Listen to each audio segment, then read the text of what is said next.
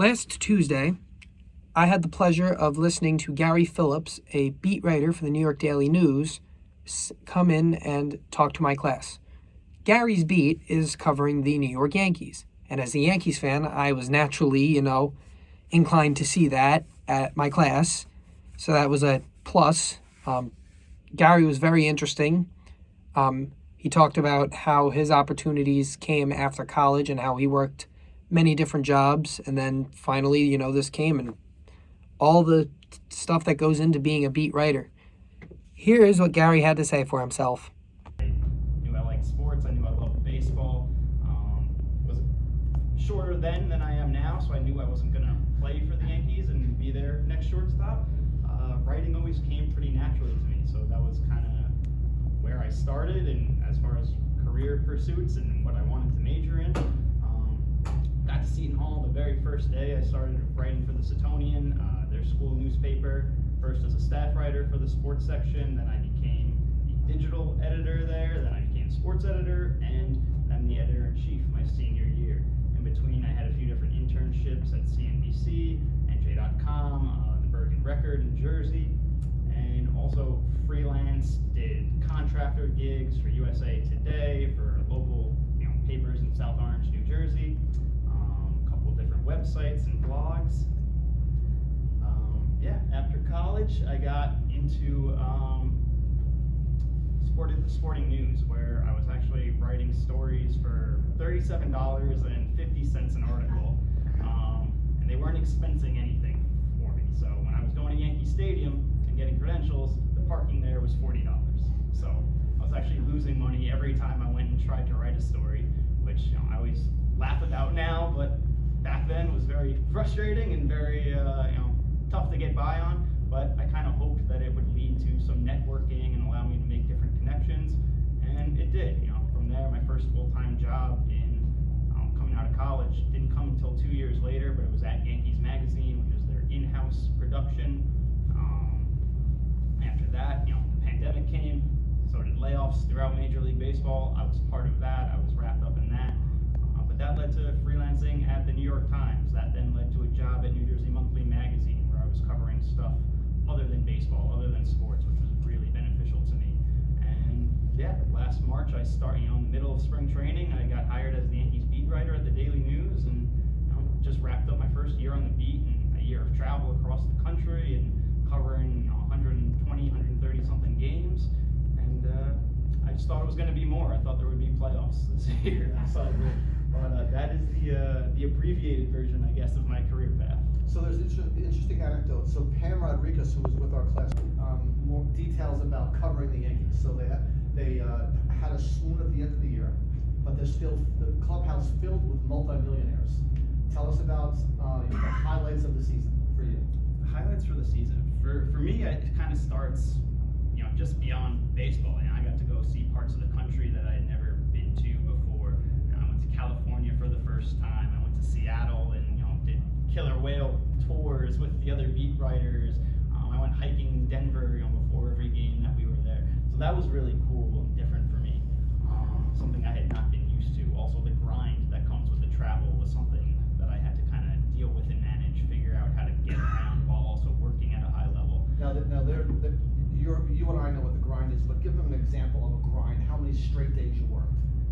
So there's times when I was on the road for 9, 10, 11, 12, 13 days at a time, and you're going, and that's including 2 to 3 cities, that's including multiple time zone changes, early flights, late flights. You're spending your entire day at the ballpark when you're a baseball writer. It's not just you show up right before the game starts. Usually I'm showing up 3-4 hours before first pitch, and I'm staying another 2 to 3 afterward, depending on what happens that day.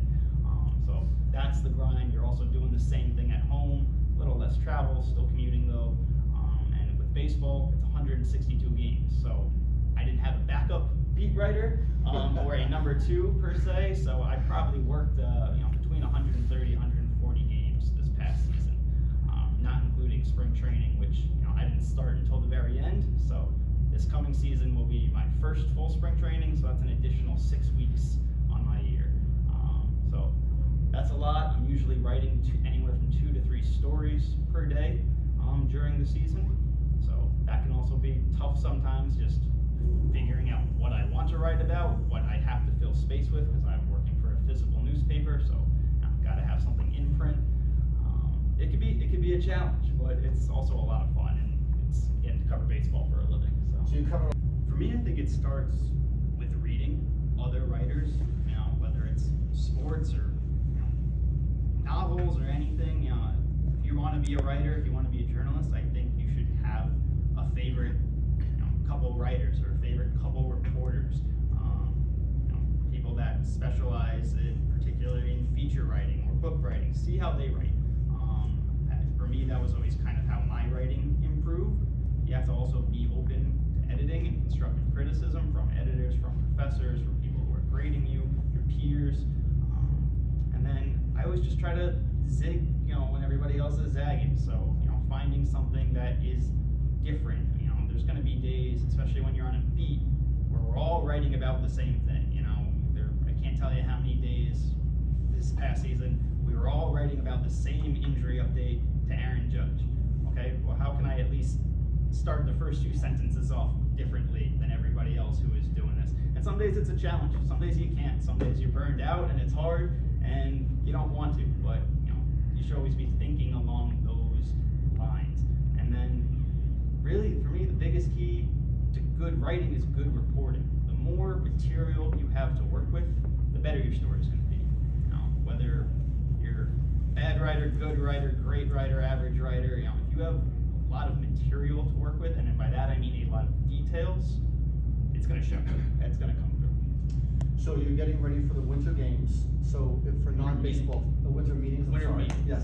And for non-baseball fans in Nashville, where Gary will be, all the teams, decision makers get together and do a lot of trades, among other things. Trades, So tell how you're preparing for that. So right now, it's going to be my first winter meeting, so truthfully, not totally sure. I just did the general managers meetings for the first time in Arizona, which was more or less the same thing, just on a smaller scale. Learned a lot there. Wasn't quite sure what I was getting myself into. Turns out by day, it's a lot of interviews, a lot of press conferences, kind of like it is during the season. At night, it's a lot of sitting around a bar in a restaurant drinking with baseball executives and people running teams. So I'm imagining it's going to be a little more of that, a lot more deals and free agency and news happening. I'm going to be staying at a resort where basically the entire baseball world goes and stays and does not leave for 3 or 4 days, and kind of just wandering my way around, hoping to run into the right people and networking and introducing myself and asking whatever questions I can get in there. So absolutely. But also, I've had a few different jobs where on paper you would think this is a dream job or a great job, and then the job duties didn't turn out to be what I thought they were, or the people weren't so great to work with. So I always try to stress when I'm talking, whether it's with friends in the business or talking to students, you're gonna have different ideas of what a dream job is as you get older and as you go through your careers. Make sure you're also valuing things like the people you show up and work with every day. How you're being treated by your superiors. That kind of stuff really makes a difference. I was working for the Yankees and grew up a childhood Yankees fan. I didn't really like what I was doing. I didn't really like the people that I was working with. Yankee Stadium was my office, and I didn't like showing up there to work every day. It shouldn't have been that hard for me to enjoy the gig, right? Now I go to the stadium every day, and I'm working with the other beat writers, and we're all close friends. We all get along great. That's honestly probably my favorite part of the job, just the people that I'm around on a daily basis. It's not necessarily who I get to talk to or the stories that I get to write, but it's the people that I'm around. So, how you guys view that kind of stuff will change and evolve as you get older and your priorities change, and that's kind of what's happened for me.